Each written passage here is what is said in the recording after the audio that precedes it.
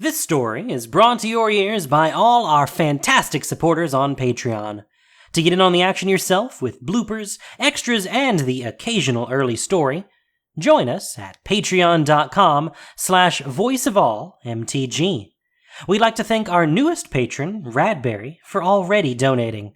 For more stories, or just to chat, visit voiceofallmtg.com. And now, Voice of All presents Brazen, a story by Michael Yichow. Episode 6 of the Amonkhet saga. The Gatewatch had come to Amonkhet to uncover the machinations of the malicious dragon planeswalker, Nicol Bolas. What they found instead was a flourishing civilization at the height of its power, watched over by benevolent gods. While Gideon Djeru had many lingering questions about the world, the presence of the divine most captured his attention and curiosity. I walked quietly along the path, following in the wake of Oketra. The god glided ahead, footsteps fleet against the limestone road, calm radiating from her presence in near palpable waves. The relentless glow of the two suns overhead glinted off the tips of her ears and refracted into dancing dapples of soft light that flickered across her path, catching off the gleaming buildings and triumphant monuments that made up Nakdamun. People turned as we passed, feeling Oketra's presence before seeing us. I marveled as they nodded their heads and smiled in deference, and my breath caught in my chest as she bowed her head in return. Soft murmurs of words resonating low, rumbling, so only their intended recipients could hear them. There was no groveling, no fear from the masses before an almighty presence. She spoke with the people, her gaze piercing and warm, bringing reassurance and encouragement. A child ran up to her, placing a shy hand on her robe. She paused, bending like a reed to pass one giant finger across his dark hair.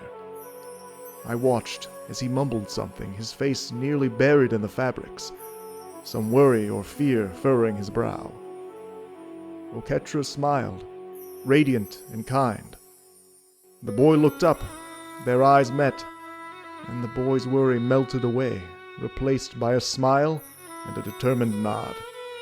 He turned and ran back toward his friends, the excited whispers of what he received sending the others into a flurry of head rubs and back pats. This is how it's supposed to be. And yet, in the back of my mind, Chandra's mistrust and Nissa's curiosity nagged at me. They were right to be cautious. This world belonged to Nicol Bolas, and despite his current absence, his presence lingered over everything. I glanced at the massive horns in the distance, visible through the closer buildings, a looming silhouette marring the horizon. I caught snippets of conversation as I trailed behind Oketra, the occasional mentions of the god pharaoh. "May his return come quickly, and may we be found worthy," floated by. The whole city had a rigidity and structure that was simultaneously impressive and worrisome. A confluence of achievement and glory against a lingering unnaturalness and unease. But then there were the gods. I shook my head. I'm thinking myself in circles. I realized my thoughts slowed my steps and looked ahead. Oketra stood, stopped in her path, looking back. I broke into a light run to catch up. An unfamiliar weight bounced against my chest as I ran, and my hand reached up to the gold and blue cartouche hanging around my neck. The first step in your journey through the trials. We rounded a corner, and I found myself standing before a large square filled with people. Men and women, Aven and jackals, as well as a few Naga and Minotaurs, all caroused around long, low tables, while numerous anointed meandered through, carrying large platters piled high with a dizzying array of foods. I noticed all these initiates had cartouches with 3 segments. A celebration before the next trial. I looked up at Oketra, and her blue eyes met mine. These crops now prepare for the trial of ambition. Oketra's eyes were unblinking, yet her stare soothed, rather than unnerved. If you truly seek to embark upon the trials, this is where you will begin. I bowed my head in affirmation. Oketra smiled and returned a nod, and we turned back toward the initiates. They had taken notice of Oketra, and many nodded or kneeled in reverence, wearing the smile of one who had just seen an old friend. One young man stood from his seat looking up at her, then grinned as he jogged toward us, answering the unspoken beckoning of the god. Greetings, Gideon. I am Djeru of the Tar Crop. The young man clapped his hands on my shoulders, his eyes gazing directly into mine, alight with a smile, and kissed me on both cheeks. I fumbled slightly to return the greeting. You can call me Gideon. Some find it easier. Djeru dropped one arm and leaned in conspiratorially. But what is the name on your heart? I paused. For a long time now, it has been Gideon. And tonight? The warmth of Oketra radiated beside me, and I frowned. I am less certain. You're a puzzle, then. I enjoy puzzles. I leave you to this trial, Gideon. I looked up, but Oketra was already gone. Djeru shook his head, his smile wide as ever. I will never grow used to how Oketra moves. A golden blur, a beam of sun from the god Pharaoh himself. May his return come quickly. And may we be found worthy, I answered, a half-beat slower than by reflex. But Djeru didn't seem to notice as he steered me toward the celebration. You must be special indeed if Oketra herself has brought you to us. The timing is also quite fortuitous. Just yesterday our numbers were reduced by one.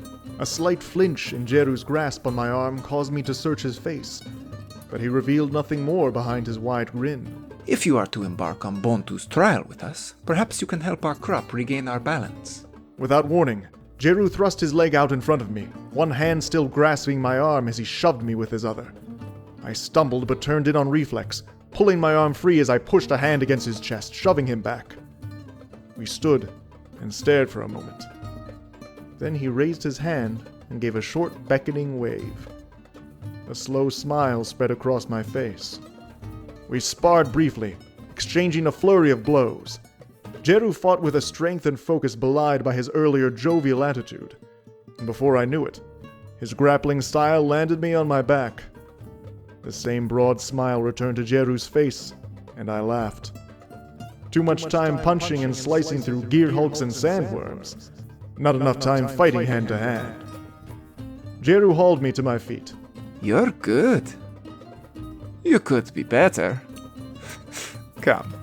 Djeru escorted me around the celebration, gesturing to the wide array of meats and foods. He pointed out the various games being played. Mancala, Senate, a game bearing the name of the god Ronus. I watched as initiates bantered and cheered, bet against one another in the games, and broke out into an occasional friendly sparring match. It reminded me of Theros, of home, of my youth. I haven't seen such celebration in some time. This is indeed a rare treat. Where the other gods had us in near constant training for their trials, Bonu instructs only to prepare ourselves. But of course, all in life is ultimately training and preparation for the trials, and for the return of the god Pharaoh. May his return come quickly. And may we be found worthy. But come, friend, if you are to join our crop, we'll need you to meet the others. With that, Djeru brought me to a small group seated around a low table loaded with overflowing platters of fruit. Names were introduced faster than I could remember them. Niet, Dedi, how did the Minotaur pronounce hers? And quickly, Djeru turned the conversation towards the events of the Trial of Solidarity, and how each person at the table contributed to their success. Seta and Basita's speed played to our favor as they dashed across the grounds and retrieved Oketra's arrow while the rest of our crop defended the obelisk. Djeru gestured to the two jackals sitting together, clearly twins. Sharp grins flashed under black fur. How did your crop complete the trial? A Naga woman, Kamat, asked me, her tongue flickering. I Something told me the answer I didn't would not be well received. I gazed around at the seated initiates. All wore cartouches with 3 segments, unique in design but similar in length and complexity. You do not have to say. Forgive Gamat's directness. Our crop's success sometimes lets us forget that not all make it through the trials without losses. Her words cleave as straight as her blades in battle. Unless you're a Hydra. Someone muttered, and all broke out into laughter. Kamat made a show of looking around for the offender, and playful shoves abounded. I looked at Djeru. Losses. Djeru nodded, a smile still on his face. Many other crops are culled significantly from trial to trial and reformed with others. You are not alone, my friend. But we of Tar have been strong to have remained one unit since the beginning. Save, of course, the one who you are replacing. Djeru hardly paused, but I noticed the rest of the crop avert their eyes for just a moment. Of course, we look forward to greeting all our fallen brethren as they are restored upon the return of the god Pharaoh. May his return come quickly, and may we be found worthy. Cassie is right, of course. But come, these rabble-rousers are, fortunately, not all we have to offer. Djeru again steered me away, his comrades shouting out in mock protest as we meandered across the square. My mind raced as we walked, trying to piece together all this information. I had myself witnessed the dead returning to life on this plane, but the way Djeru spoke of the fallen returning sounded different. Restored, he said. Was this true, or even possible? Djeru didn't let me stew in my thoughts. We approached another group of initiates standing a little further from the crowds. This is Meris, Imi, and Heptis. And this is Gideon. He will be joining our crop as we embark on the trial of ambition. The 3 nodded in greeting, and once again I couldn't help but notice how young all these members of the crop seemed. Meris couldn't have been older than 16, and yet his eyes held some smiling secret, aged and wise beyond his outward appearance, bittersweet and a little sad. Beside him, Imi seemed positively radiant, standing barely taller than Meris, dark hair cropped at shoulder length in a cut that I had seen on many others, yet somehow seemed to uniquely highlight her beauty. The 2 of them stood close, their intertwined hands erasing any questions their shared looks and subtle smiles may have left. Hepthis' expression was harder to read, mostly because I had little practice reading Aven expressions. He held himself with a poised grace, wings folded neatly behind him. Meris is the main reason for our success in the trial of knowledge. Djeru gestured widely, but Meris was already shaking his head. Our success was only possible with Djeru and the rest providing me the space and time needed to think. Djeru smiled and gave Meris a light punch on the shoulder. Our next trial is of ambition, not deference, Meris. None of us could have unraveled the final illusion with the speed and certainty you did. Meris started to reply, when a commotion behind us drew all our attention. I turned to see a woman lift a minotaur overhead with a roar, and then throw him tumbling to the ground. The initiates crowded around them cheered, some grumbling and handing over jewelry and gems to others. And that is Tausret, one of our finest warriors. Djeru beamed with pride as the woman circled the crowd, shouting for other challengers. Only you stand stronger. I don't think that... Ambition, not deference, Djeru. Djeru broke into a grin. Meris nodded, nonchalant. Yes, you and perhaps Samut. A chill instantly befell our group. Djeru's face dropped. Hepthis and Imi looked away, bodies tensing in the silence. We do not mention the name of the lost. Djeru glared at Meris, who, to my surprise, returned the stare. I will name her if you will not.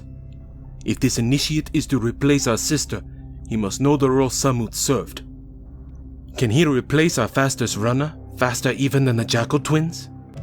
Is he a warrior fit to rival you in skill and strength, who can take down a manticore practically by himself as Samut did in the Trial of Strength? We speak not of the lost. In a blink, Djeru stepped in, hand clenched around Maris's cartouche, pulling him close, his face locked in a scowl. Emi, Hepthis, and I all stepped in to intervene, but Maris held a hand up, and the others backed away. I chose my words carefully. I seek not to replace anyone, Maris. I cannot. I can only offer who I am. And Djeru, I am sorry for your loss. It seems Maris is mourning her death differently, and needs to— Oketra may have suggested you join our crop, Gideon, but clearly she did not tell you of our circumstance. Djeru held me in his stare, suspicion in his eyes. Finally, he sighed and let go of Maris. I am sorry, Maris. My anger overrode my better sense. You are, as is often the case, correct. We should give Gideon some context. Maris nodded and again looked at me, dark brown eyes peering into my own. Samut is not dead. She is lost, but she chose to be. My confusion must have shown on my face. She is a dissenter. The others winced at the word. Ah, I see, I said, trying to cover for the fact that I did not at all. It still sickens me to say it so plainly. Djeru spat, sullen and upset, and walked some distance away from us. We do not know why she fell to such heresy, but she did, and so she was removed. Her loss not only weakened our crop significantly, but she and Djeru had been closest friends, since even before the ceremony of measurement, when they were but mere children.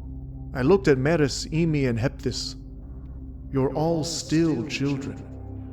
Djeru has taken her loss the hardest. Emi spoke up, her voice soft and soothing, honey melting in the heat.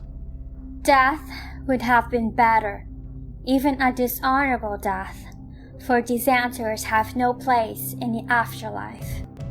She looked to the lower second sun, hovering just beside the great horn statues in the distance. And we are so close to that glorious time now. The hours are almost upon us. A memory leapt to mind.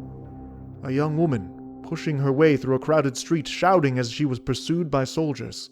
The gods lie! The hours are a lie! This was recent, then? I looked to Emi, then to Maris, who gave a curt nod. I think I saw her. Djeru waved his hand. Enough. You know now. Let us speak no more of this.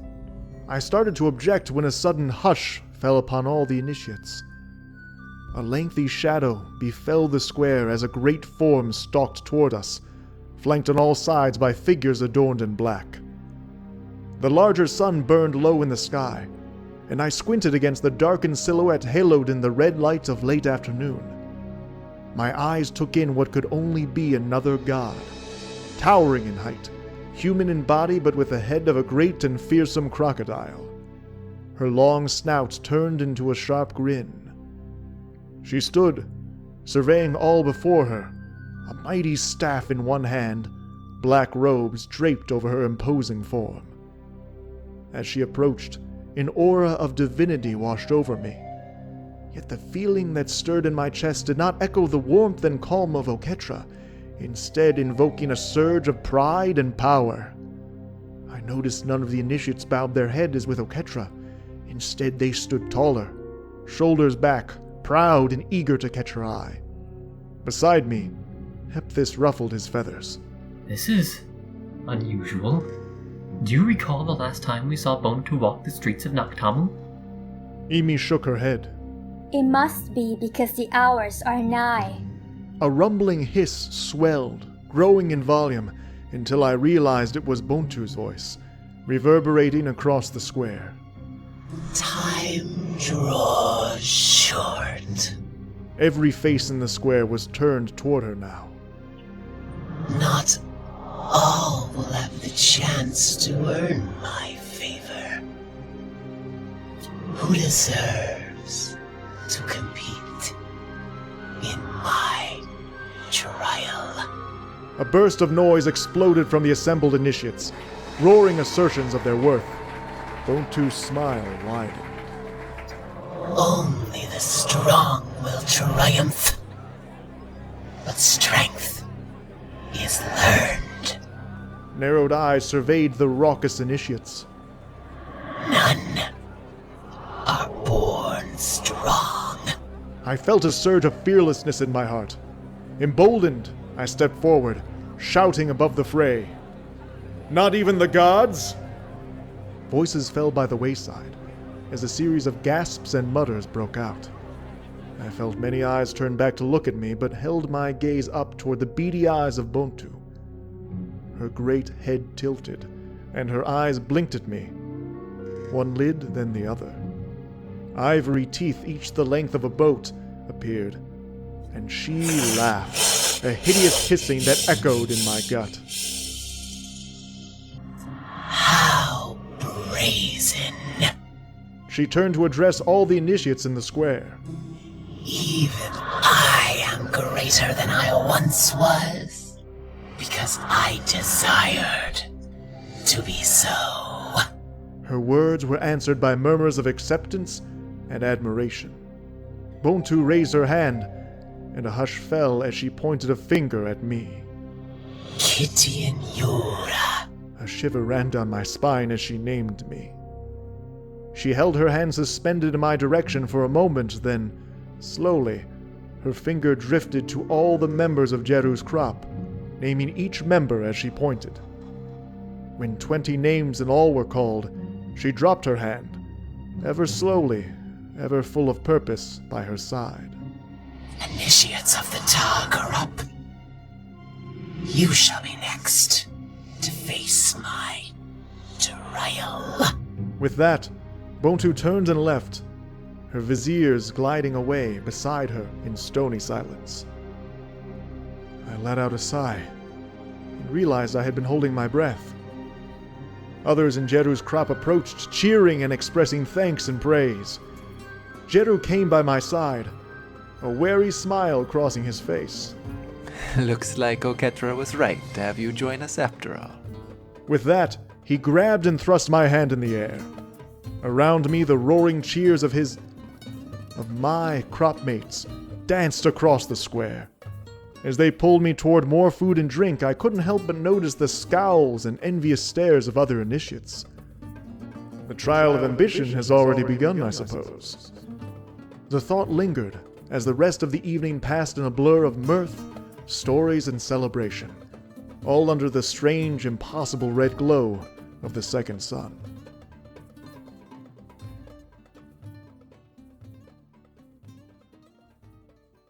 We hardly slept. That morning, with the rising of the larger sun, Bontu's viziers ushered us into her monument, a massive pyramid bearing her form on the exterior.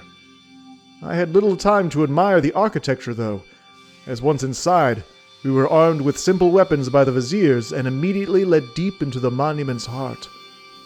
After a series of dizzying and confusing hallways, we emerged into a wide chamber, lit from a strange golden glow that seemed to come from the ground itself. To pass this trial, the viziers explained, we had to progress through the monument and ascend to the peak, where Bontu herself awaited. But not for long. Bontu has no place for dawdling supplicants. With that, the viziers vanished down the hallway that led us there, a stone wall sliding up behind them. Had I not just seen the wall lock into place, I would never have guessed there was an opening there. We turned and looked about the room. Our first obstacle seemed straightforward enough. A large pool of filth separated us from one hall that led out of the chamber. The other initiates fanned out in defensive formation, as Djeru and Maris scanned the room for some way across the Iker. In short order, Maris spotted a crank jutting just above the surface, near the center of the pool. Dedi, investigate. Without hesitation, Dedi stepped forward, removing his sandals, and waded into the muck. As Dedi pushed forward, Djeru spotted my questioning glance. Dedi is one of our tallest. He is also one of the weaker of our crop. This is an easy chance for him to shine and demonstrate his worth. We watched Dedi struggle toward the center, the viscous filth rising to his neck in parts. Some in the crop grumbled about the slowness as we waited, but then Djeru was there, turning the crank, and slowly a chain-link bridge rose from the muck. A few initiates barked shouts of encouragement for Djeru as he began wading back to us, while Djeru led us toward the bridge. We had just started crossing when Djeru's screams cut through the air. At first I thought some creature in the muck was attacking Djeru. As the dark liquid started to bubble and churn, we sprinted across the bridge toward him, and 2 initiates dropped down to reach for his hands and hoist him up, just as panels along the walls burst open and more filth spilled into the chamber. The level of the pool rose with unnatural speed, and the 2 initiates who had crouched down jumped back up, pulling hands back as it burned, violent red boils appearing on their arms where the sludge had touched them. I watched in horror as Djeru reached a desperate hand toward us. The skin and flesh sloughed off his forearm, revealing bone. Djeru's screams shifted as terror mixed with pain, and the others were shoving me across as more filth poured into the chamber, overflowing the pool and corroding its way through the chains of the bridge. We leapt the remaining distance to the hallway beyond just as the bridge snapped, one side breaking away and melting into the muck. I rolled across the threshold, Djeru's screams and pleas cut unceremoniously short by a thick stone door that slammed down behind us. I stood, staring at the stone door, stunned. 19. I reached toward the barrier, but Djeru stayed my hand. We press on. Already the rest of the crop marched forward through the narrow hall. I stared at him, but he was still alive. Ambition does not retreat, growled Tosret from the lead. You dishonor him by lingering. Djeru died a glorious death. We will thank him for his sacrifice in the afterlife. Djeru pushed past me, and within seconds, I was the last one in front of the door. A glorious death? I clenched my teeth. Nothing about Djeru's death felt glorious. We walked on in silence. Grim faces, sullen atmosphere. They had not lost anyone in a trial before this, I remembered. And yet, here we are, minutes into the first obstacle. What are the gods testing for? Why would Oketra guide me to this trial? We entered another wide, low-ceilinged chamber that extended quite some length. The room was flat and featureless, save for a strange, dark creature crouched near the center. An Amit! All the others hastily drew their weapons. What's an Amit? I asked. Djeru looked incredulously at me. Soul Devourer, a demon, near impossible to kill. Our best bet is if it doesn't notice us. As if on cue, the creature raised its head and stared at us. From a distance, it looked like an enormous lion, but its head ended in a snout and mouth of an alligator. It also was easily 3 times the size of even the monstrous lions of Bant. Beady red eyes glowed from its thick skull as it lumbered to its feet. Djeru cursed, then immediately began issuing orders for an improvised plan.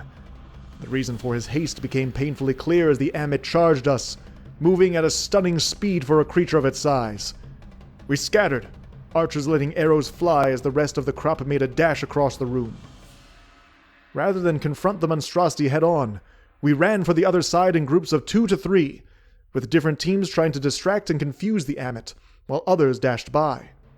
Metis and Emi made it past as the Amit chased Niet and Tausret across the chamber.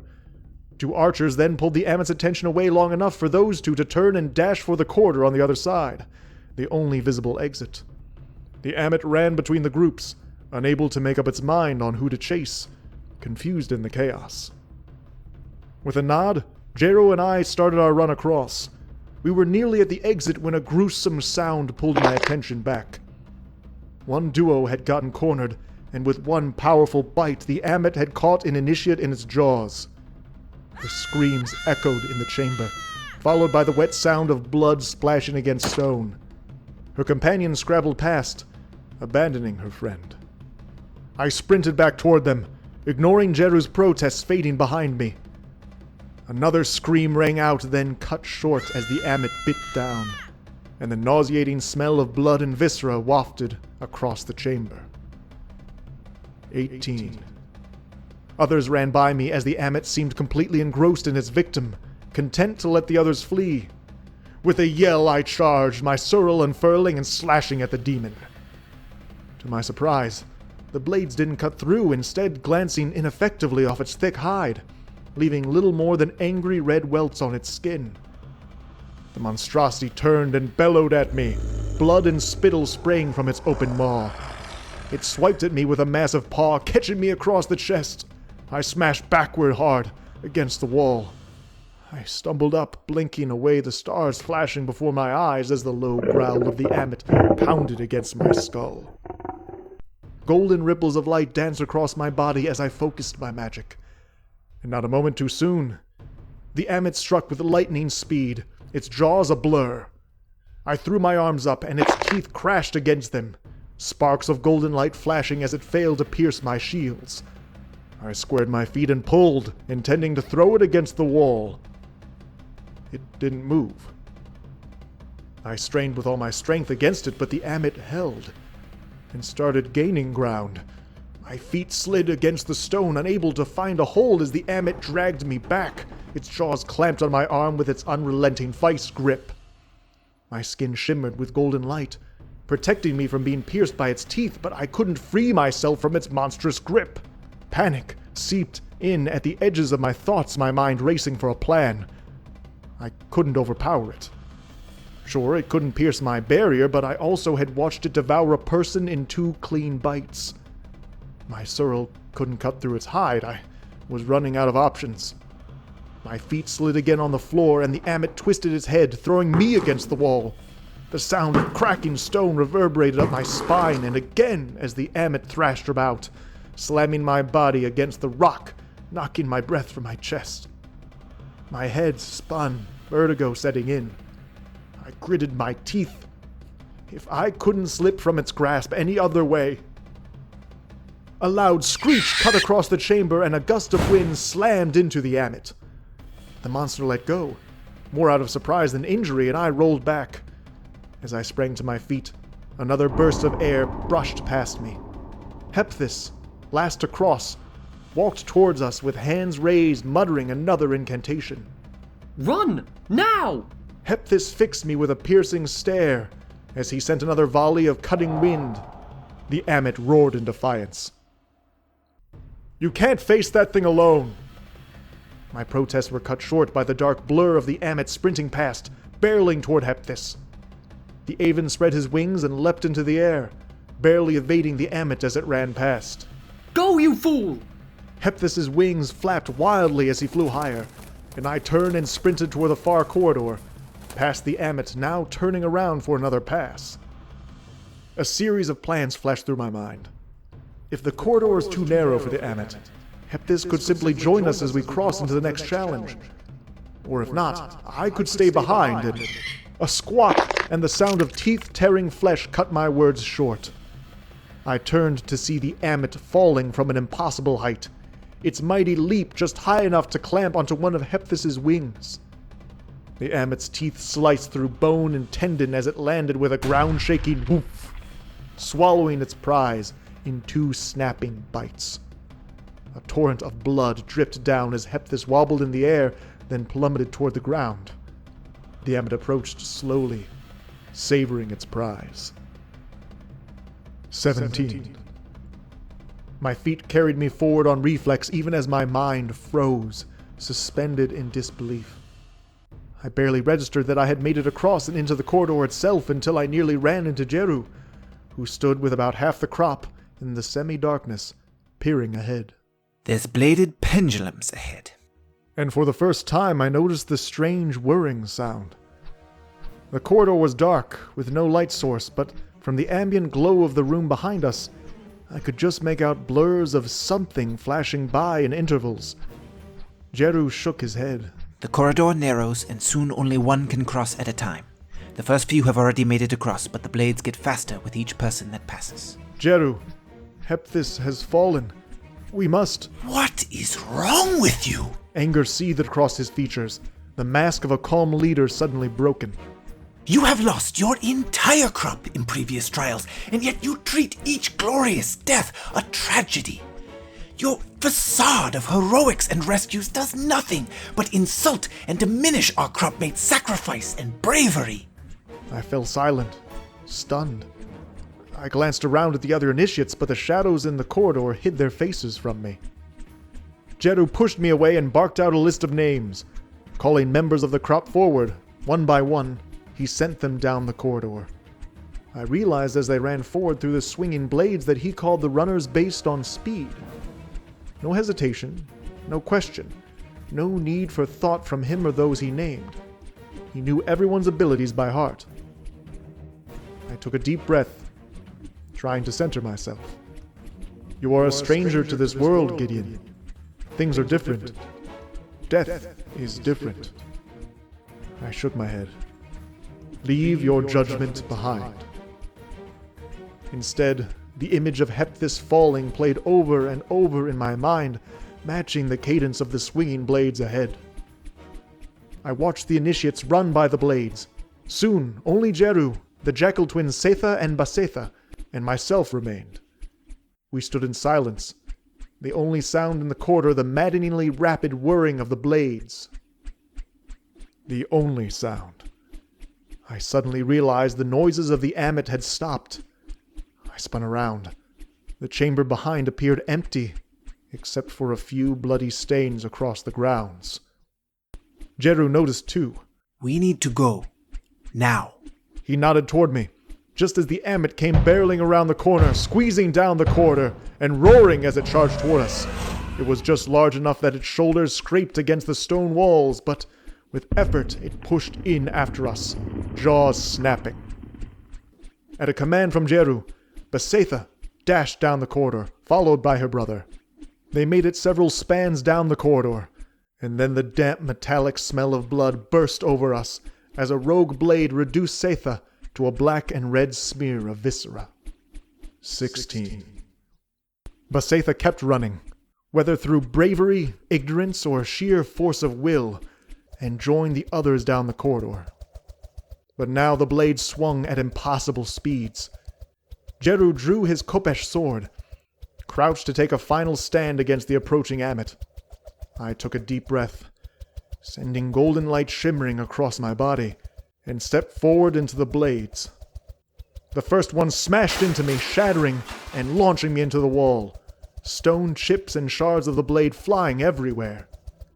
Djeru ducked and turned to stare at me for a split second, then sprinted after me as I continued down the corridor, the snapping jaws of the Amit close behind. By the time we made it to the other side, my whole body felt like one giant bruise, and Djeru bled from a series of cuts from the shards of broken metal. The rest of the crop, to their credit, had already wisely moved away from us and into the following room. I fell to my knees, but Djeru was beside me, pulling me up and away. I've never seen anyone do anything like that, mage or warrior. He peered at me, suspicion heavy on his brow. It is a gift and a curse. Dark memories gnawed at me. Djeru shook his head. You are still a puzzle. I'm not sure I enjoy this puzzle anymore. I wanted to respond, but Maris was already explaining to the rest of the crop the discovery he made about this room.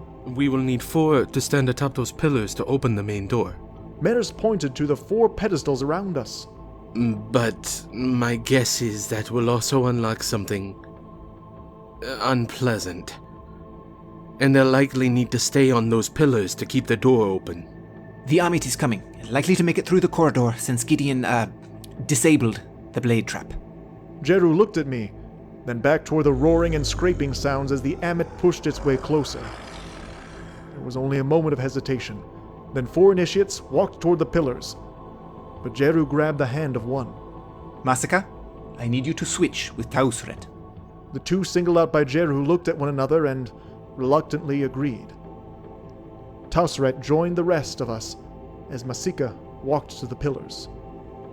Why did you do that? I asked. Djeru was grim. Tausret is one of the strongest of those of us remaining. I don't know what's ahead, but we can more easily lose Masaka than Tausret. Let me stay. I looked back at the four. I could... Where is your ambition? Would you throw your life away to prolong the fight for 3 and abandon the rest of your crop who will need you to ascend as high as possible? Djeru looked at me with a growing anger, tinged with disgust. We all know the price of the trials, the limits and potential of our own abilities, the strengths and weaknesses of our brothers and sisters. We climb to achieve the best station in the afterlife, and we will surely need you in the challenges to come. Djeru turned to the four prepared to step up on the pillars.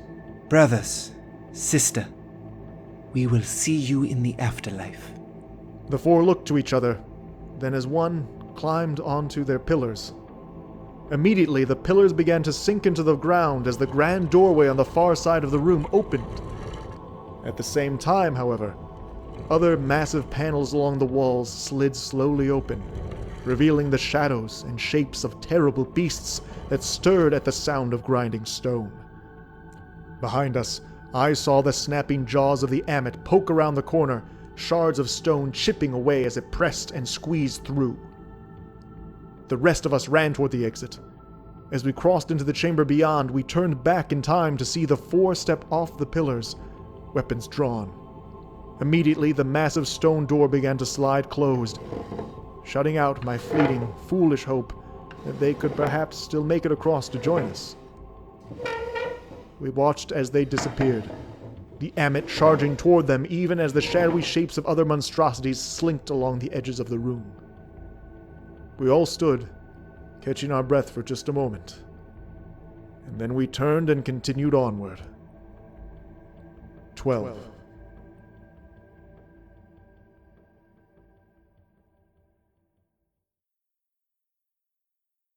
Hours later, we'd finally reached the top tier of the pyramid.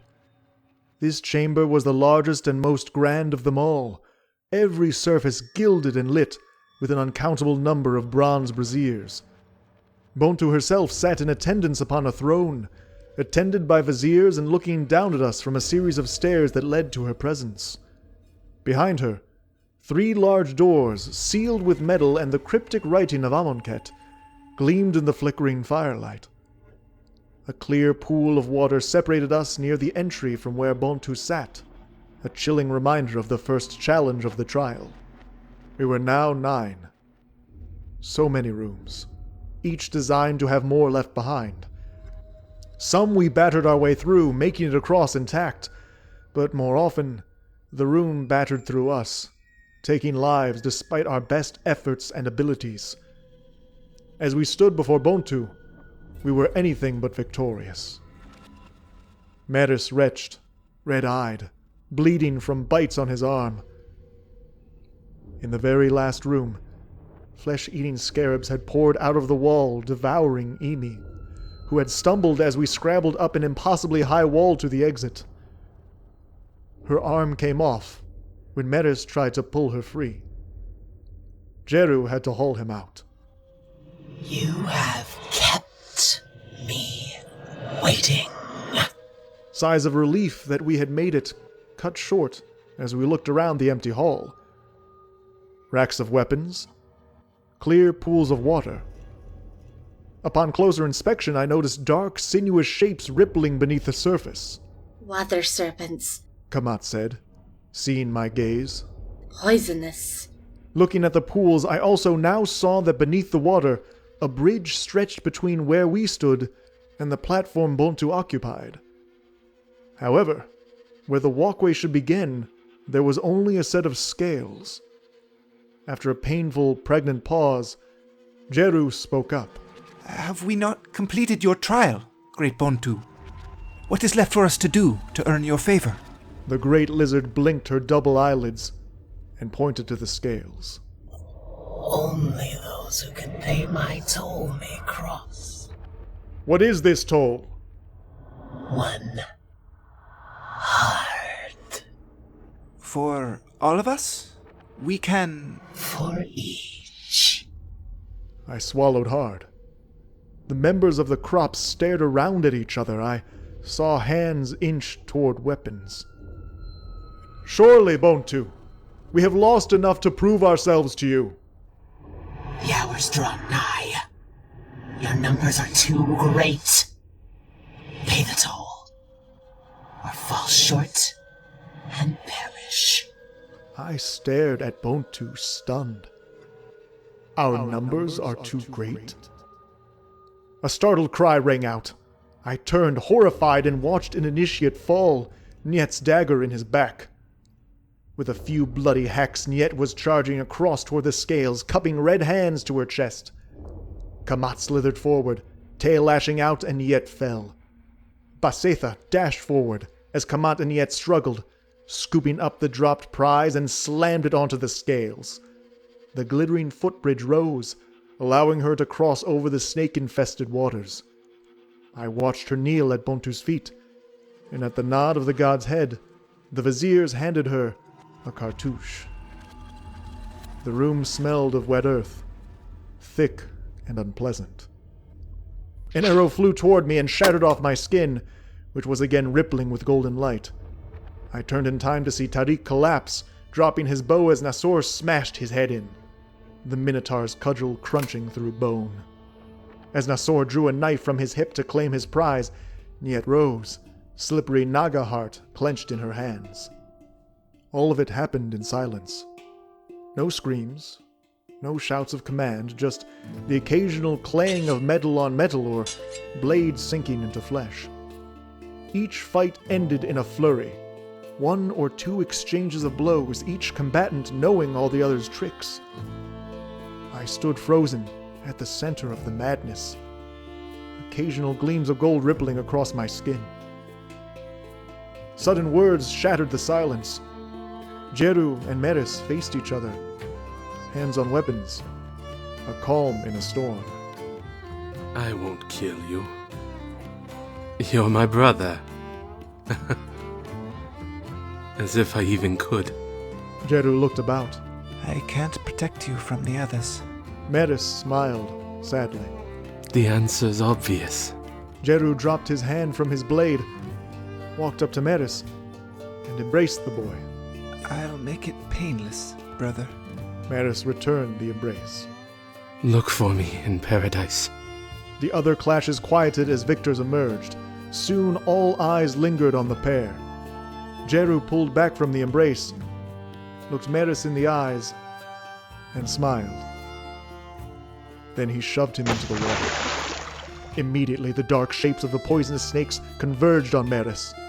As Meris floundered in the surface, Djeru ran forward, holding him under. "No!" I cried out, charging forward. Two initiates, hands bloody and red, grabbed my arms, trying to stop me. I dragged them forward, straining toward Djeru, until I felt all energy drain from my limbs. I looked up, my eyes catching the infinite gaze of Bonu, her slitted pupils fixed on me. Watch, Gideon Yura. Quiet your judgment and learn. I fell limp in the hold of the two initiates, helplessly watching as Djeru drowned his brother. I realized he was muttering words as Meris thrashed. Rest, brother, in the cool of the water, in the eternal calm of death. You have come far, and I do this now to preserve your body whole, unbroken, and unblemished, only temporarily stilled by poison and the weight of water in your lungs. May the hours arrive soon, and may the god Pharaoh return to bring us all into the afterlife. Djeru's voice cracked as his incantation finished and Meris's struggles waned. I dropped to my knees, and the initiates on either side released me, moving to retrieve their hard-won hearts. Djeru pulled the body of Meris from the water, panting. The worthy strive for greatness. Supremacy will be rewarded in the afterlife. He plunged his knife into Meris, teeth gritted.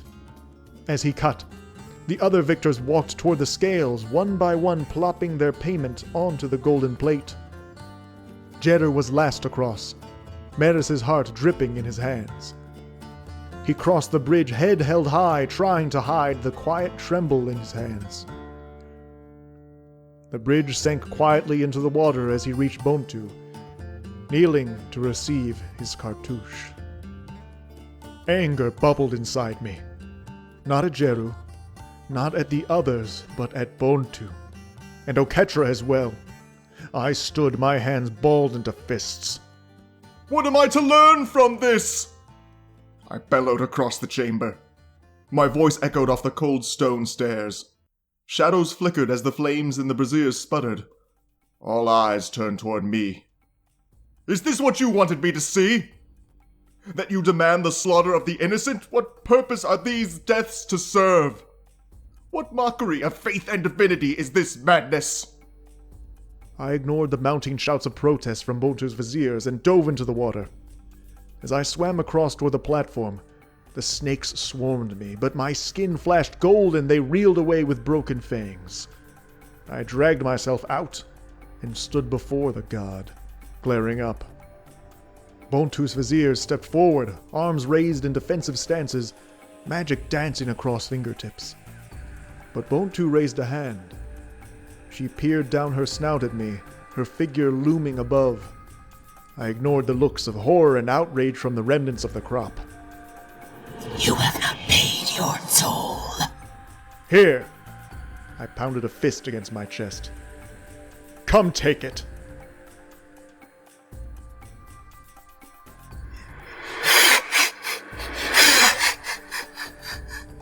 Still so brazen. She stood. And yet, still so ignorant of our world. I faltered. Bonu knows that I'm not from Amonkhet. Of course, she's a god. But perhaps that means she knows Bolus is also. You speak the words of a heretic. You would question our faith and our ways. You are no better than Samut. He is no heretic. For he has yet to find his faith. I shivered. You embarked on my trial to find answers, Gideon Yura. But you forgot to ask the right questions. Bonu stood from her throne, her figure towering above us. You've seen more of us. What we demand. Only excellence. True ambition. And yet, rather than understanding, I see only judgment in your heart. The slow lizard blink of her eyes. The feeling that she too saw right through me. I stumbled for words, instead turning to the initiates. How do you all not doubt? Doubt the need of these endless deaths. Doubt this promise of your god, Pharaoh. What if he is not what he has promised? What if... Enough heresies! Djeru cut me off, drawing his kopesh. The other initiates stalked closer, but again, Bonu's voice halted us. How naive. She pointed a finger toward me, and I felt my breath escape my lungs. I gasped for air as her words pierced through me. You look only for what satisfies your sense of justice. Your ambitions end with vindication for your past hubris. Shallow and selfish. I looked to the other initiates to find hardened stares and accusing eyes. I stood, frozen and unable to breathe, and Bonu's voice echoed in my head for me to hear alone. Such a long quest for faith, Gideon Yura. And still you know nothing of it.